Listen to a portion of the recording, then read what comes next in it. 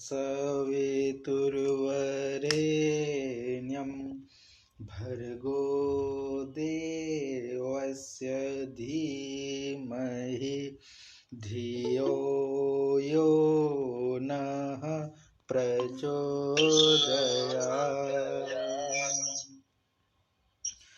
ॐ शान्तं शाश्वतं प्रमेयमनघं निर्वाणशान्तिप्रदं ब्रह्मा शम्भुफणीन्द्रसेव्यमनिशं वेदान्तवेद्यं विभुम् रामाख्यं जगदीश्वरं सुरगुरुं मायामनुष्यं हरिं वन्देऽहं करुणाकरं रघुवरं भूपालचूडामणिम्।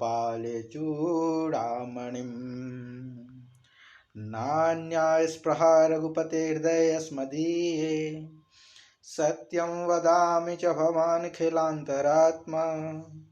भक्तिं प्रयच्छ रघुपुङ्गवः निर्भरा मे कामादिदोषरहितं कुरु मानसं च। अतुलितबलधामं हेमशैलाभदेहं दनुजीवनकृशानुं ज्ञानिनामाग्रगण्यं सकलगुणनिधानं वानराणामधीशं रघुपतिप्रियभक्तं वातजातं नमामि वातजातं नमामि।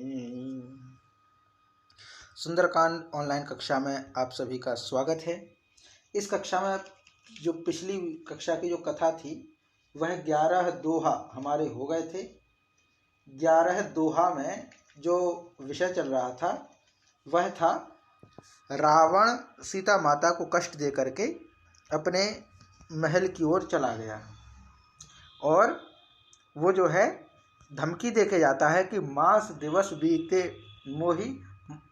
मास मतलब महीने भर का जो है वो समय देता है, महीने भर का टाइम देता है कि मास दिवस महु कहा ना माना तो मैं मारवी काड़ी कृपाना।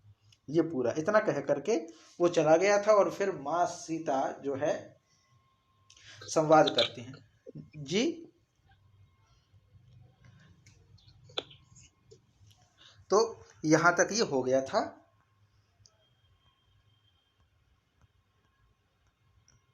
माने भवन गयहु जी ये है 10 दोहा हो गए थे, 11वां नहीं हुआ था। 10 दोहा हो गए थे हमारे, जिसमें था भवन गयहु 10 कंधर यहाँ पिशाचिनी वृंद सीत ही त्रास दिखा वही धरहि रूप बहुमंद। यहाँ तक ये हो गया था।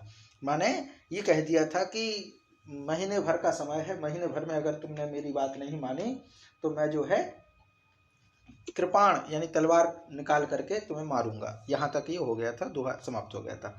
अब इसके बाद आगे कथा शुरू होती है।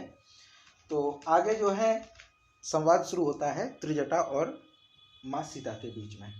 क्या कहती हैं आगे कथा चलती है चौपाई है कि त्रिजटा नाम राक्षसी एका राम चरण रति निपुण विवेका सबन हो बोली सुनाए सी सपना सीत ही से करऊं हित अपना। अब क्या होता है कि रावण ने तो कह दिया सभी राक्षसियों को बुला करके इसको भय दो, इसको त्रास दो, इसको परेशान करो और ये महीने भर के अंदर मेरी बात मान ले।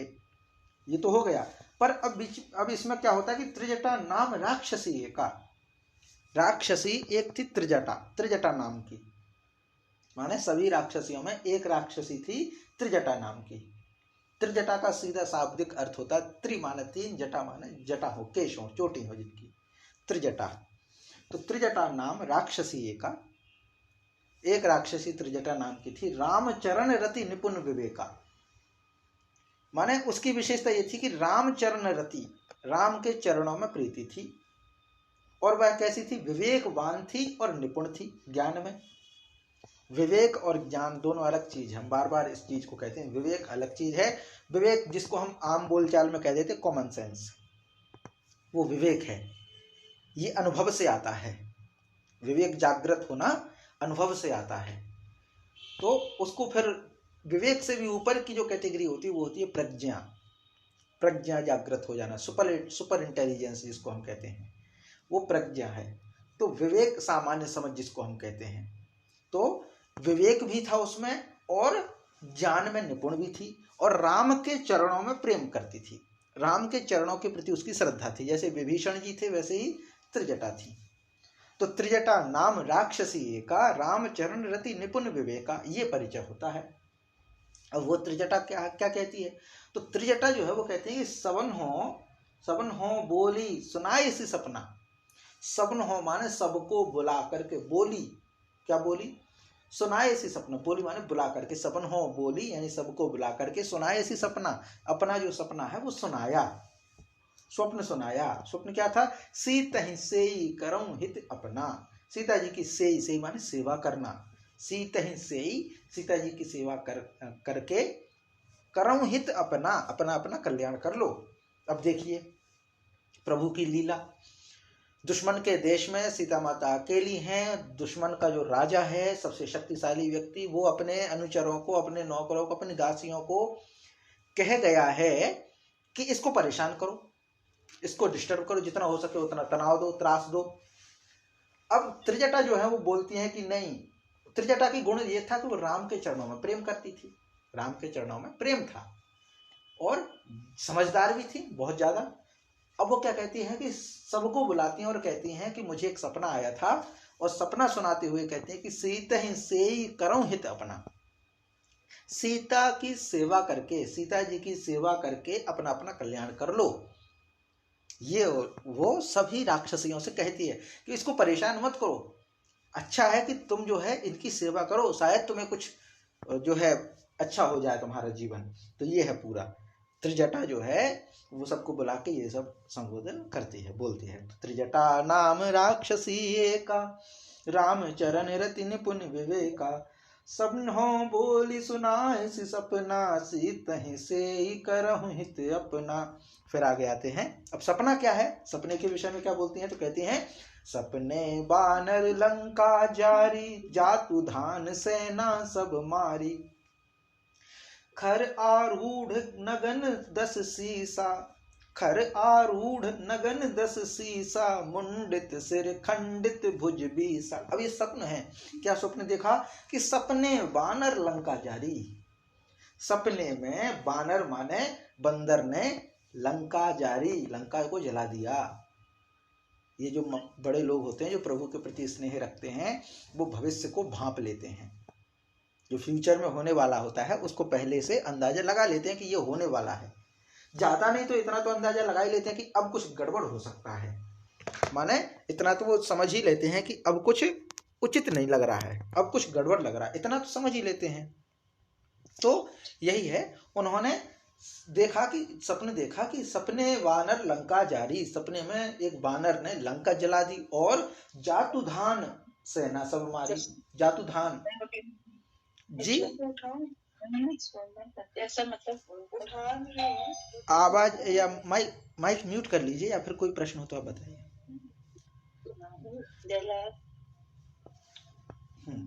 तो जातुधान सेना सब मारी, जातुधान सेना सब मारी। जातुधान मतलब राक्षसों की सेना, माने सेना जो है राक्षसों की सेना। जातुधान सेना सब मारी, राक्षसों की सेना को सब मार दिया। सपने वानर लंका जारी, तो सपने में लंका को जला दिया। फिर आगे दशानन कैसा है? तो कहते हैं कि खर आरूढ़, खर आरूढ़ नगन 10 सीसा। खर आरूढ़ माने गधे पर बैठा हुआ, खर माने होता गधा, आरूढ़ माने चढ़ा हुआ, चढ़ना, बैठा। नगन माने नग्न, 10 सीसा, 10 सीसा माने रावण। रावण कैसा है? बोले नंगा है, बिना कपड़ों के है और गधे पर सवार है। गधे पर सवारी स्वप्न है, गधे पर सवार है। मुंडित सिर खंडित भुज बीसा, सिर तो मुड़ा हुआ है, सिर मुड़ा हुआ है, बाल कटे हुए, मुंडा है, सिर मुड़ा हुआ है। और खंडित भुज बीसा, 20 की 20 भुजाएं जो है वो कटी हुई हैं। 20 भुजाएं माने 20 भुजाएं मतलब जैसे 10 सिर हैं तो भुज 20, इस प्रकार से एक आदमी की 2, तो 10 आदमियों के बराबर है तो 2 जो है 20 भुजाएं। अब ये क्या है साइंटिफिकली कितना क्या है, कुछ लोग कुछ विद्वान इस विषय में कहते हैं कि 10 मुख होने का अर्थ यह है कि उसको 10 व्यक्तियों के बराबर ज्ञान था, उसको 10 व्यक्तियों के बराबर, इसीलिए उसको जो संबोधन दिया वो दशानन, माने एक व्यक्ति की जो विद्वता होती है 10 व्यक्तियों के बराबर ज्ञानी था वो 10 जो है 10 व्यक्तियों के बराबर उसका ज्ञान था, इसीलिए 10 एक व्यक्ति का मुख माने एक व्यक्ति का ज्ञान, 2 का माने 2 व्यक्तियों का ज्ञान, ऐसी 10 मुख या दशानन माने 10 व्यक्तियों का इंटेलिजेंस थी उसकी, इसीलिए उसको दशमुख कहा, दशानन कहा। अब ये होता है तो खर आरूढ़ नगन 10 सीसा, मुंडित सिर खंडित भुज बीसा, मुंडा हुआ शरीर मतलब सिर, मुंडा हुआ सिर, नग्न अवस्था में गधे पर बैठा हुआ, कटी हुई भुजाएं, ये दृश्य सपने में देखा। फिर आगे क्या है तो इसको हम करते आगे बढ़ते हैं फिर कि सपने बानर लंका जारी, जातु धान सेना सब मारी, खर आरूढ़ नगन 10 सीसा, मुंडित सिर खंडित भुज बीसा। फिर आगे कहते हैं यही विधि सो दक्षिण दिश जाई, यही विधि सो दक्षिण दिश जाई, लंका मनहु विभीषण पाई, नगर फिरी रघुबीर दुहाई, तब प्रभु सीता बोली पठाई।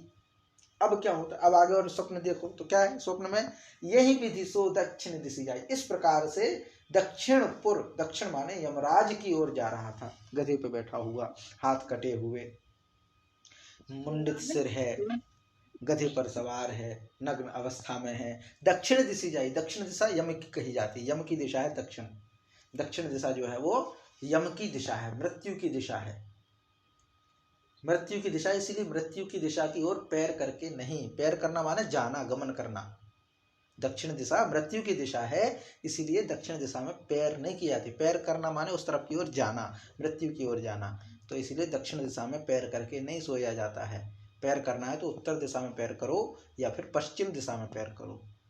अब इसका साइंटिफिकली क्या है तो साइंटिफिकली बहुत बड़ा इसका जो है डिस्क्रिप्शन मिल सकता है, डिस्क्राइब किया जा सकता है इस विषय को कि उत्तर माने नॉर्थ पोल माने पॉजिटिव, अगर माने पॉजिटिव, और साउथ पोल माने नेगेटिव। हमारे सिर का जो उत्तर है, हमारा सिर जो है वो उत्तर है, पैर जो है दक्षिण है, तो सिर का पॉजिटिव और उत्तर यानी नॉर्थ का पॉजिटिव, नॉर्थ और नॉर्थ अगर एक साथ रहेंगे तो जो बल काम करेगा वो दूर करने वाला होगा, ऐसे चुंबक होती है ना, चुंबकत्व, वो दूर फेंकेंगे। चुंबक के 2 गुण होते हैं, एक आकर्षण और एक प्रतिकर्षण। आकर्षण माने सामने वाली चीज को अपनी ओर खींचना, प्रतिकर्षण माने दूसरे की ओर फेंकना। तो अगर चुंबक के 2 सिरे होते हैं, एक एन होता है और एक एस होता है, एन एस, नॉर्थ साउथ, तो नॉर्थ नॉर्थ को जब साथ में करेंगे तो वो प्रतिकर्षण होगा, प्रतिकर्षण होना माने फेंकना, दूर हटाना। और जो आकर्षण है एन और एस का, दोनों ध्रुवों का जुड़ाव होगा। तो ये जो होता है, तो और एक विशेषता है चुंबक की, उसको जितने टुकड़ों में तोड़ो उतने टुकड़ों में वो एनएस एनएस ध्रुव में बढ़ जाती है, एनएस ध्रुव में बढ़ जाती है। तो उत्तर का जो चुंबकत्व गुण है एक है, दक्षिण का जो चुंबकत्व गुण है एक है, दोनों ध्रुव एक साथ नहीं हो सकते। इसी प्रकार पैर हमारे दक्षिण है, सिर हमारा उत्तर है। इसको ऐसे भी समझो कि जो भी नक्शा बनाया जाता है, ऊपर की जो दिशा होती है वो उत्तर होती है, तो सिर हमारा ऊपर रहता है, इसलिए ऊपर की दिशा यानी सिर की दिशा उत्तर है। तो सिर उत्तर में रहेगा तो गड़बड़ है, इसलिए सिर को रखो दक्षिण में और पैर रखो उत्तर में, क्योंकि पैर है साउथ और दिशा है नॉर्थ, ये सही है। हमारे सिर की दिशा नॉर्थ और जो डायरेक्शन होना चाहिए वो साउथ, ये अच्छी तरह से, इसीलिए यम माने दिशा दक्षिण, दक्षिण दिशा यम की है, इसीलिए दक्षिण की दिशा में कभी पैर करके नहीं सोना चाहिए। पैर मतलब गमन करना, पैर प्रतीक है जाना, इसीलिए। तो ये यहाँ पे है कि यही विधि सो दक्षिण दिशा जाई, इस दिशा में, इस दशा में होकर के, दशा माने जो अवस्था है, उस अवस्था में होकर के रावण गधे पे बैठा हुआ, मुड़ा हुआ शरीर है, वो सिर है और भुजाएं कटी हुई हैं, नग्न अवस्था में दक्षिण दिशा की ओर यानी मृत्यु की ओर जाता है।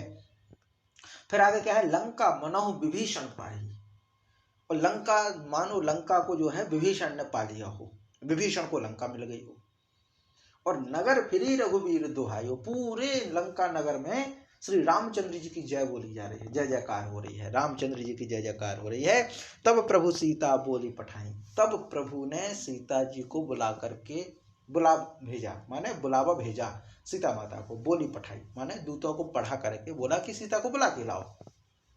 ये है, तो ये पूरा स्वप्न है।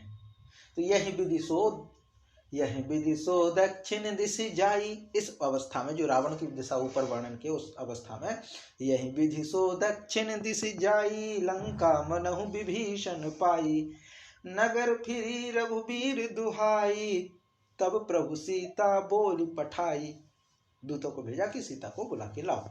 अब आगे क्या है, यह सपना मैं कहूँ पुकारी, यह सपना मैं कहूँ पुकारी, हो है सत्य गए दिन चारी, तासु वचन सुनते सब डरी, जनक सुता के चरणनि परी। अब क्या होता है कि ये जब सपना सुना तो यह सपना मैं कहूँ पुकारी, यह मैं पुकार करके निश्चय के साथ कहती हूँ कि यह स्वप्न 4 दिन में सत्य होकर के रहेगा। हो है सत्य गए दिन चारी, यह सपना मैं कहूँ पुकारी, मैं कहूँ पुकारी, मैं पुकार करके तुम सबसे कहती हूँ, निश्चय करके ये बात कहती हूँ, यह सपना हो ही सत्य दिए गए दिन चारी, 4 दिन बीत जाने तो यह सपना सच होगा, पूरा ना सही पर कुछ तो सच होगा ही होगा। सपने वानर लंका जारी, ये तो हो ही जाएगा, थोड़ा रुको तो, सब्र तो करो। तो वो कहती है कि यह सपना मैं कहती हूँ पुकार करके, मैं निश्चय करके कहती हूँ कि 4 दिन के अंदर ये सपना सच होने वाला है।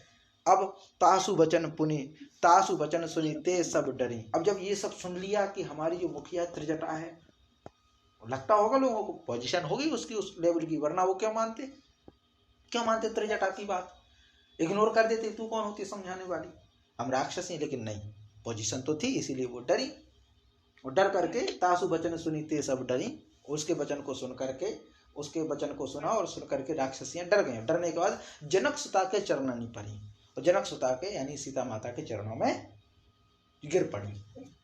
ये पूरा यहाँ पे हुआ। तो यह सपना मैं कहूँ पुकारी, हो है सत्य गए दिन चारी, तासु वचन सुनिते सब डरी, जनक सुता के चरणनि परी। अब आगे क्या होता है, जह तह गई सकल सब सीता कर मन सोच, मास दिवस बीते मोही मारहि निश्चर पोच। अब क्या कहते हैं कि गई, अब आगे कथा होती है कि गई, जह तह गई सकल सब, फिर इसके बाद में जहां तहां चली गई। कौन? राक्षसी, जितनी भी राक्षसी हैं वो अपनी अपनी जगह चरणों में प्रणाम करके चली गई, भगा दिया त्रिजटा ने सबको भगा दिया। और सीता कर मन सोच, अब सीता जो है मन में सोच करने लगी, चिंतन करने लगी। क्या चिंतन करने लगी? मास दिवस बीते मोही मारहि निश्चर पोच, 1 महीना बीत जाने पर वह नीच राक्षस मुझे अवश्य मार डालेगा, 1 मास बीत जाने पर मुझे मारेगा, ये सोचने लगी। तो जह तह गई सकल सब जह तह गई सकल सब तब, जह तह गई सकल तब सीता कर मन सोच, मास दिवस बीते मोही मारहि निश्चर पोच। अब इसके बाद क्या आता है आगे, फिर जब इतना सोचा कि महीने भर में जो ये राक्षस है, नीच है, रावण है, मुझे छोड़ेगा नहीं, मारेगा, फिर आगे क्या होता है, अब आगे त्रिजटा बैठी। सीता तो सोच रही थी, त्रिजटा बैठी तो क्या गई, त्रिजटासन बोली कर जोरी, मातु विपत्ति संगनि ते मोरी, तजो देह करु बेग उपाई, दुसह बिरहु अब सही नहीं जाई, दुसह बिरहु अब नहीं सही जाई। अब क्या कहती है सीता माता, ये सब तो हो गया कि ठीक है, स्वप्न भी सुन लिया। स्वप्न सुनने के बाद अब जो है त्रिजटा से हाथ जोड़ करके बोली, कर जोरी माने हाथ, कर माने होता हाथ, जोरी माने जोड़ करके, त्रिजटा सन माने सम्मुख, त्रिजटा के सामने। तो सीता जी हाथ जोड़कर त्रिजटा से बोली, त्रिजटा सन बोली कर जोरी, त्रिजटा के सामने हाथ जोड़ करके सीता माता बोली। क्या बोली? मातु विपत्ति संगनि ते मोरी, हे माता तू मेरी विपत्ति की संगनी है। संगनी ते माने तुम, मेरी, मोरी माने मेरी। तो हे माता तुम मेरी विपत्ति के संग में मेरी संगनी हो, मेरी विपत्ति के समय में मेरी साथी हो। ये होता है। तो तजो देह करु बेगी उपाई, दुसह बिरहु अब सही नहीं जाई। अब क्या है, तो तजो देह करु बेग उपाई, जल्दी से ऐसा उपाय करो, देह तजो, मैं देह तजू, देह तजू, तजो देह करु बेग उपाय, बेगी माने जल्दी से, उपाय माने उपाय करो, ऐसा कुछ उपाय करो, जल्दी से ऐसा कोई उपाय करो जिससे मैं अपना शरीर छोड़ सकूं। क्यों छोड़ सकूं? क्योंकि दुसह विरहु अब नहीं सही जाई, विरह असह्य हो गया। विरह माने एक तो होता संयोग और एक होता वियोग, वियोग माने बिछड़ना। प्रभु से जो दूरी है वो अब सही नहीं जाती है, अब यह सहा नहीं जाता, बड़ा कष्ट कारक है, कष्ट देने वाला है ये विरह, अब मुझसे सहा नहीं जाता है। तो जल्दी कुछ ऐसा उपाय करो जिससे मैं अपना शरीर छोड़ सकूं। अब यहाँ पे जो है पूरे जो दोहा आएगा अगला, उसमें माता जानकी की विरह दशा का वर्णन है पूरा, वो किस तरीके से अपनी विरह वेदना बतलाती है, पूरे इसमें चलेगा। तो ये होता है कि त्रिजटासन बोली कर जोरी, मातु विपति संग निते मोरी, तजो देह करु बेगी उपाई, दुसह बिरहु अब नहीं सही जाई। अब आगे क्या होता है, आनी काठ रच चिता बनाई, मातु अनल पुनि देहि लगाई, सत्य करहि मम प्रीति सयानी, सुने कुश्रवण सूल समबानी। अब क्या कहते हैं, आनी काठ, आनी माने ले आओ, काठ माने लकड़ी, आनी काठ रचु चिता बनाई, आनी काठ माने लकड़ी ला करके, रचु माने रचना करो, किसकी, चिता बनाई, चिता बना दो, लकड़ी ले आओ कहीं से और चिता तैयार कर दो, और मातु अनल पुनि देहि लगाई, और फिर उसमें आग लगा दो, हे माता उसमें फिर आग लगा दो, हे माता फिर तुम उसमें आग लगा दो। सत्य करहि मम प्रीति सयानी, हे सयानी तू मेरी प्रीति को सत्य कर दे। और सुने को श्रवण शूल समबानी, रावण के शूल के समान, कांटे के समान दुख देने वाली ये वाणी को कौन कान सुने, कौन सुनना चाहे, क्योंकि ये बहुत असह्य है, सहा नहीं जाता। ये रावण बार बार आएगा, मुझे कष्ट दिलवाएगा, और विरह वेदना इतनी मैं सह नहीं पा रही हूँ, तो इससे अच्छा है कि आने काठ रचु चिता बनाई, माँ तू अनल पुनि देह लगाई, हे माँ कहीं से जाकर के लकड़ी ले आओ और चिता बना दो, और चिता बना करके उसमें आग लगा दो, क्योंकि मैं ये रावण के कष्ट भरे शब्दों को नहीं सुन सकती, शूल के समान दुख देने वाले इन वचनों को मैं नहीं सुन सकती। ऐसा पूरा ही प्रसंग होता है। तो आने काठ रचु चिता बनाई, आने काठ रचु चिता बनाई, मातु अनल पुनि देहि लगाई, सत्य करहि मम प्रीति सयानी, सुने को श्रवण शूल समबानी। फिर आगे क्या होता है, सुनत बचन पद गही समुझाई, सुनत बचन पद गही समझाई, प्रभु प्रताप बल सुजसु सुनायसी, निसी न अनल मिली सुनु सुकुमारी, अस कहीं सो निज भवन सिधारी। अब क्या होता है कि सुनत बचन पद गई समझाई, सुनत वचन, सीता के वचन को सुन करके, सुनत वचन माने वचनों को सुन करके, पद गही समझाई सी, पद गही माने पद माने पैर, गही माने ग्रहण करके, पैरों को पकड़ करके, पैरों को छू करके पकड़ करके, समझाई सी माने समझाया, किसने, त्रिजटा ने। यहाँ सीता माता उनको माता कह रहे हैं, त्रिजटा को माता, और यहाँ जो त्रिजटा है वो सीता माता के पैर पकड़ करके, पहले सीता माता के वचन सुने, वचन सुनने के बाद उनके पैर पकड़े, पैर पकड़ने के बाद उनको समझाया, पैर पकड़ करके, प्रभु प्रताप बल सुजस सुनाया, तो प्रभु के प्रताप बल और सुयस को सुनाया, प्रभु का प्रताप, प्रभु का बल, प्रभु का सुयस, जो सम्मान है, जो गुण है, वो सीता माता को त्रिजटा ने सुनाया। प्रभु के जो गुण होते हैं वो संकट के समय में हमारे मानसिक स्थिति को मजबूत बनाते हैं। जब हम अपने इष्ट के प्रति प्रेम रखते हैं, और जब कई समय ऐसा होता है, विपरीत परिस्थितियां होती हैं, विपरीत परिस्थितियों में धैर्य की परीक्षा होती है, श्रद्धा की परीक्षा होती है। तो श्रद्धा की परीक्षा जब होती है तो श्रद्धा कमजोर होने लगती है, श्रद्धा कमजोर होने लगती है, तो उस समय क्या करना चाहिए, तो उस समय यह है कि प्रभु प्रताप बल सुजसु सुनायसी, प्रभु के प्रताप, प्रभु के बल को, प्रभु के सुयस को सुनना चाहिए। जब हमारी अपने गुरु के प्रति श्रद्धा डगमगाने लगे तो उनके गुणगान करो, उनका गुणगान करो, उनके गुणगान को सुनो, उनके यश को सुनो, उनके ज्ञान को सुनो, उनके बल को सुनो, ताकि हमारी श्रद्धा वहाँ पे बनी रहे। ये बहुत इफेक्टिव चीज़ है। हम देखते हैं कि कभी हमारे गुरु के प्रति श्रद्धा कम हो रही है, दुनिया में उलझ गए हैं, कष्ट बहुत हो रहे हैं, तो वहाँ पे फिर हमें गुरु का स्मरण करना चाहिए। वही है जो हमें मजबूत करेगा, वही है जो हमें मजबूत करने वाला है। ठोकरों से जब हम गिर जाते हैं तो गुरु का सुमिरन, ईश्वर का सुमिरन ही हमें जो है वो उठाएगा। तो ये यहाँ पे एक संकेत मिलता है। मानो सीता माता ये पूरी कथा इसलिए रच रही हैं क्योंकि वो तो माया हैं, उनको तो सब पता है क्या होने वाला है, पर वो हमें सुनाने के लिए कि बेटा परिस्थिति जब ऐसी हो तो तुम ऐसा ऐसा काम करना, ये सिखाने के लिए करते हैं बड़े लोग। तो कई बार बच्चा जो है काम करके नहीं जानता है तो गुरु उसको समझाते, बोले देखो ऐसे करो, ऐसे करो। कहते हैं ना, छोटा बड़ा लिखाते हैं, वर्णमाला लिखाते हैं हिंदी की, तो कहते हैं छोटा ऐसे बनाओ। तो पहले गुरु बनाता है, फिर शिष्य से बनवाता है। तो प्रभु है। अब गुरु छोटा बना रहा है, ABCD बना रहा है, अल्फाबेट बना रहा है, तो इसका मतलब ये थोड़ी ना कि गुरु जानता नहीं है, वो गुरुजी ने गलती कर दी। नहीं, गुरुजी ये सिखा रहे हैं कि बेटा बनाना कैसे, जिंदगी कैसे जीना है। मान लो कोई बच्चा गिर गया, वो मायूस होने लगे, तो क्या बड़े लोगों का क्या कर्तव्य होता है? बड़े लोगों का कर्तव्य यह है कि वो बच्चे के साथ खेलें, खेलने के बाद जानबूझ के गिर जाएं। क्यों गिर जाएं जानबूझ के?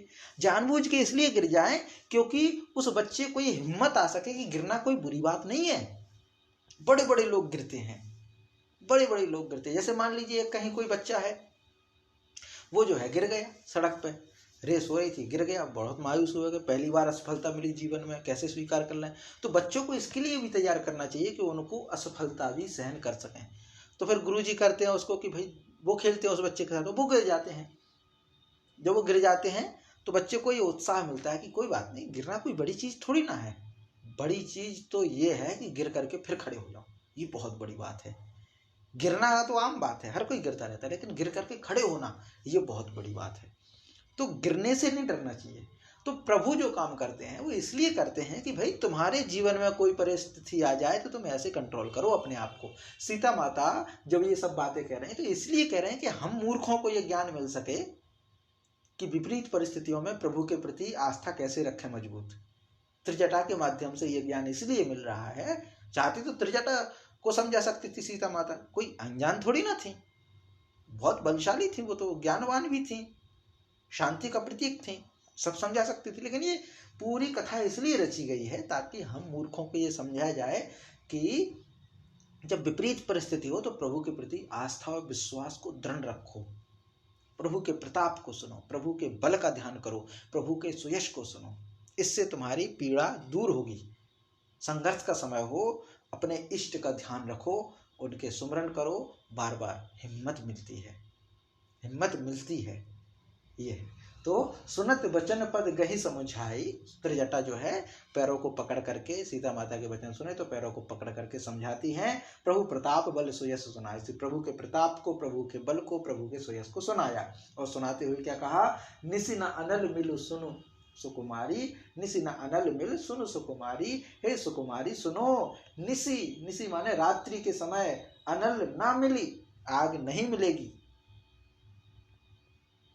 माने प्रभु के प्रताप को सुनाया। प्रभु के प्रताप को सुना करके जब सीता माता ने ये कहा कि कहीं से आने काठ रच चिता बनाई और फिर आग लगा दो, है ना, फिर उसमें जो है आग लगा दो, मातु अनल पुनि देहि लगाई, उसमें आग लगा दो। तो वो कहती हैं, पहले तो प्रभु के गुण प्रताप का वर्णन किया, प्रभु के बल का वर्णन किया, और वर्णन करने का फिर कहती निसी न अनल मिली सुनु सुकुमारी, हे सुकुमारी सुनो, रात में कहाँ अग्नि मिलेगी, देखेंगे, पर प्रभु के प्रताप को सुनो, प्रभु का बल सुनो। प्रभु कमजोर नहीं है, तुम्हारे जो पति परमेश्वर हैं, तुम्हारे जो भगवान हैं, वो कमजोर नहीं है, वो टूटने वाले नहीं है। तो तुम उनकी पत्नी हो, तुम क्यों टूट रही हो? और रात में अनल नहीं मिलेगी, अनल मानो होता अग्नि, अग्नि नहीं मिलने वाली है। बस अस कहीं सो निज भवन सिधारी, ऐसा कह करके वह अपने घर चले गई। फिर आगे तो सुनत वचन पद गही समझायसी, प्रभु प्रताप बल सुजसु सुनायसी, निसिन अनल मिल सुनु सुकुमारी, अस कहीं सो निज भवन सिधारी।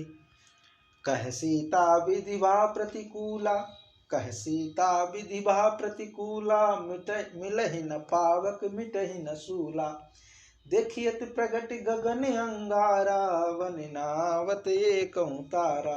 अब क्या कहती, कह सीता विधि भाव प्रतिकूला। सीता माता मन ही मन में कहने लगी, क्या करूं, विधि भाव प्रतिकूला, विधि माने विधाता, भाव माने हो गया, प्रतिकूला माने प्रतिकूल, विपरीत, क्या करूं, परिस्थिति ही विपरीत है। विधि यानी विधान, विधि का जो विधान है माने ईश्वर का विधाता जो है वही प्रतिकूल हो गया। मिल ही न पावक मिट ही न शूला। और फिर कहते हैं कि जब तक आग नहीं मिलेगी तब तक कष्ट भी नहीं मिटेगा। यह है, मिल ही न पावक मिट ही न शूला, जब तक अग्नि नहीं मिलेगी तब तक कष्ट नहीं मिटेगा। देखियत गगन, देखियत प्रगट गगन अंगारा, माने गगन में अंगारे दिखाई तो देते हैं, अवनि न आवत एकं तारा, लेकिन वो तारे जो हैं वो धरती पर आते नहीं दिखाई देते। अब ये क्यों कहा, देखिए तो प्रकट गगन अंगारा, माने गगन में अंगारे प्रकट दिखाई दे रहे हैं। गगन में अंगारे माने ये भी पूछा जा सकता है, गगन में अंगारे माने क्या है, तो दिखाई दे रहे हैं कौन, तारे। तारे क्या हैं, तारे भी तो दूर के सूरज हैं, सूर्य भी एक तारा है, और बाकी सब दिखाई देते वो भी एक तारे हैं, लेकिन अंतर इतना कि सूर्य नजदीक वाला तारा है और सब दूर के तारे हैं। दूर के तारे भी बड़े बड़े सूर्य हो सकते हैं, सूर्य से भी बड़े हो सकते हैं, होते हैं बहुत सारे, लेकिन सूर्य पास में इसलिए उसकी गर्मी लगती है और वो सब दूर है। तो यहाँ पे कहा गया देखिए तो प्रकट गगन अंगारा, जो प्रकट हुए गगन में अंगारे दिखाई दे रहे, वो अंगारे क्या हैं, तारे हैं। तो ये जो आज हम पढ़ते हैं कि तारे जो है एक बड़ा सूर्य है, सूर्य भी एक तारा है, माने वो क्या है, अग्नि तो है उनमें सब में। अब रात के समय सूर्य तो दिखाई नहीं दे रहा है, तो अगर सूर्य दिखाई दे रहा होता, दिन का समय होता, तो हम मान लेते कि सूर्य को गगन अंगारा कहा है, गगन अंगारा। पर रात है तो रात में गगन अंगारा माने क्या है, या तो चंद्रमा है या फिर तारे हैं। तो तारे जो है वो दिखाई देते हैं। फिर ये भी कहा कि अवनि न आवत एकं तारा, लेकिन फिर भी धरती पर कोई एक तारा आता दिखाई नहीं दे रहा है। अब ये मतलब क्या है, तारे मतलब अग्नि, तारे को क्यों बुलाएंगे, क्योंकि अग्नि चाहिए, अग्नि वहां है नहीं, तो बोले अग्नि का तारा ही मिल जाए, तारा आ जाए, कम से कम मेरा कष्ट तो दूर होगा। क्योंकि मिले ही ना पावक मिटे ही ना शूला, जब तक पावक नहीं मिलेगी तब तक कष्ट नहीं मिटेगा। तो सीता माता कहती हैं कि कह सीता विधिभा प्रतिकूला, सीता माता कहती हैं कि हे विधाता तो प्रतिकूल है, विपरीत हो गया, विधि माने विधाता, विधाता ही विपरीत हो गया। मिला ही ना पावक मिटे ही ना शूला, जब तक अग्नि नहीं मिलेगी तब तक शूल नहीं मिटेगा, कष्ट नहीं मिटेगा।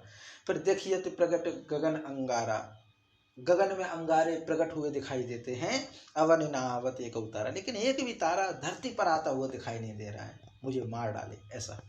तो ये कष्ट का वर्णन है। फिर आगे और क्या कहते हैं, इसके बाद है पावकमय शशि स्रवत नागी, पावकमय शशि स्रवत नागी, मानहु मोहि जानि हत भागी, सुनहि विनय मन बिटप, सुनहि विनय मम बिटप अशोका, सत्य नाम करु हरु मम शोका। अब देखो क्या है, तो कहते हैं पावकमय शशि स्रवत नागी, ये पावकमय दिखाई देने वाला, अग्नि के समान दिखाई देने वाला ये शशि, शशि माने चंद्रमा, स्रवत नागी, ये भी अग्नि को नहीं गिरा रहा है, आग नहीं बरसा रहा है, ये कम से कम आग बरसा दे, मेरी पीड़ा तो दूर हो जाए। पावकमय शशि स्रवत नागी, मानहु मोहि जानि हत भागी, ये मेरा दुर्भाग्य है, हत भागिनी, जिसका भाग्य, हत माने नीचे हो गया हो, जिसका भाग्य कमजोर हो गया हो, तो मानो मोहि जानि हत भागी, वह भी मानो मुझे हत भागिनी जान करके आग नहीं बरसा रहा है।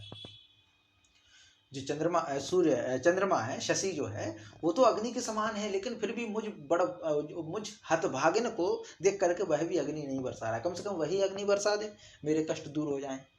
ये यहाँ पे वर्णन है सीता माता के कष्ट का। फिर आगे है सुनहि विनय मम बिटप अशोका, बिटप, बिटप माने वृक्ष, अशोक वृक्ष के नीचे बैठे हैं, अशोक, अशोक माने क्या है, जो शोक को हर ले। तो कह रही सुनहि विनय मम बिटप अशोका, हे बिटप अशोक, अशोक के वृक्ष, मम विनय सुनहि, मेरी विनय को सुनिए, मेरी प्रार्थना को सुनिए। क्या, सत्य नाम करूँ हरू मम शोका, आप अपना नाम सत्य कर दो, सत्य नाम करूँ, अपना नाम सत्य कर दो, हरू मम शोका, मेरे शोक को हर लो, क्योंकि आप अशोक हो, आप अशोक हो, तो कम से कम अपना नाम ही सत्य कर दो, मेरे शोक को हर लो, ये कहते हैं।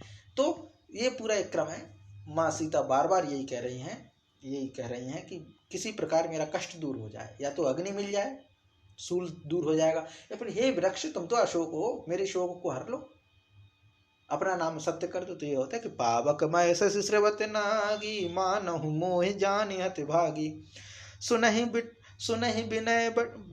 विनय मम बिटप अशोका, सत्य नाम करु हरु मम शोका।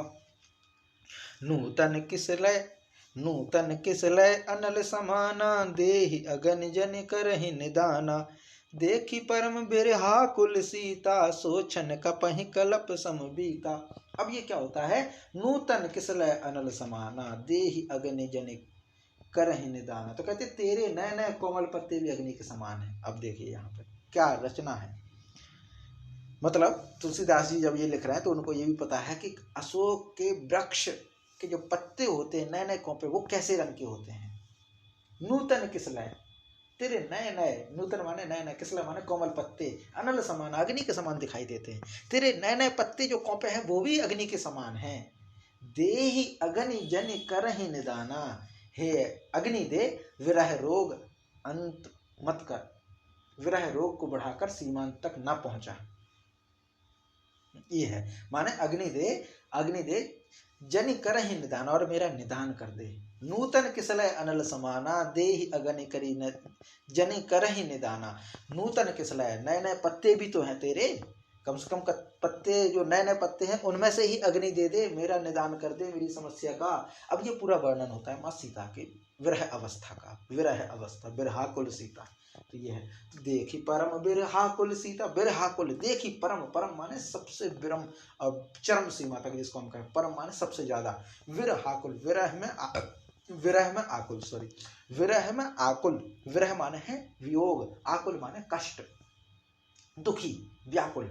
तो देखी परम बिरहाकुल सीता, कौन, हनुमान जी बैठे ना ऊपर, तो देखी परम बिरहाकुल सीता, सीता जी को विरह में परम व्याकुल होकर के देखा, और देख करके सो क्षण कपहि कल्प सम बीता, वह क्षण हनुमान जी को कल्प के समान बीता। कल्प शायद ये एक समय की इकाई है ना, क्षण भी कल्प के समान। तो कल्प क्या है वो थोड़ा आपको ग्रुप में बता देंगे, इसका एक जो है इकाई है, ऐसा हमें लगता है, कल्प के समान बीतना।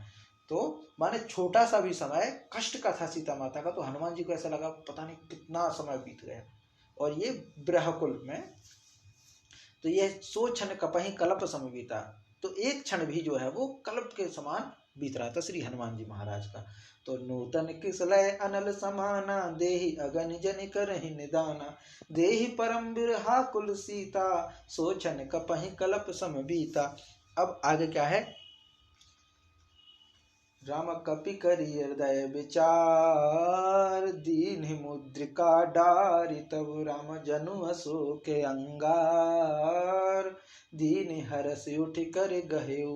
अब यहाँ पे क्या होता है, कपि करि हृदय विचार, कपि करि हृदय विचार, उसके बाद फिर कपि यानी श्री हनुमान जी महाराज ने हृदय में विचार किया, और विचार करके क्या विचार किया कि मुद्रिका को डाली जाओ, फिर दीन मुद्रिका डारी, तब उन्होंने जो श्री राम जी के हाथ में जो मुद्रिका थी उस मुद्रिका को लेकर के, मुद्रिका माने अंगूठी मान लीजिए, तो अंगूठी जो है वो लेकर के सीता माता जी के आगे गिरा दी। जनु अशोक अंगार, दीन हरस उठी गर कहे, तो मानो अशोक ने अंगारा दे दिया, यह समझकर सीता जी ने हर्षित होकर उठाकर उसको हाथ में ले लिया। क्योंकि सीता माता क्या चाहती थी कि उनका कष्ट दूर हो। अब कष्ट दूर हो कैसे, तो ऊपर से अशोक वृक्ष पे हनुमान जी महाराज बैठे थे और जो अंगूठी लिए, तो ऊपर से जब अंगूठी गिराई तो सीता माता को लगा, पहले अंगूठी देखी पहचान ली, तो हाँ अब जो है अग्नि दे दी। अग्नि दे दी मतलब अग्नि क्यों चाहिए थी, क्योंकि विरह मिट जाए, तो अंगूठी मिल गई, अग्नि नहीं अंगूठी मिल गई। अंगूठी क्या करेगी,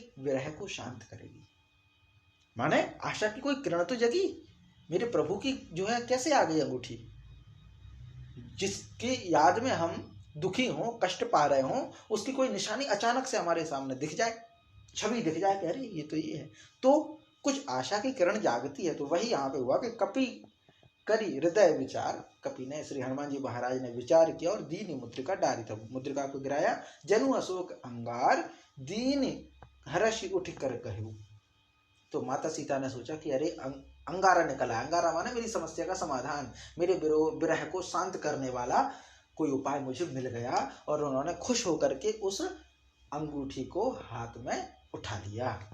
ये पूरा यहाँ पे आता है। तो राम कपि करि हृदय विचार, दीन मुद्रिका डारि तब राम जनु अशोक अंगार, दीन हरष उठ कर गहे।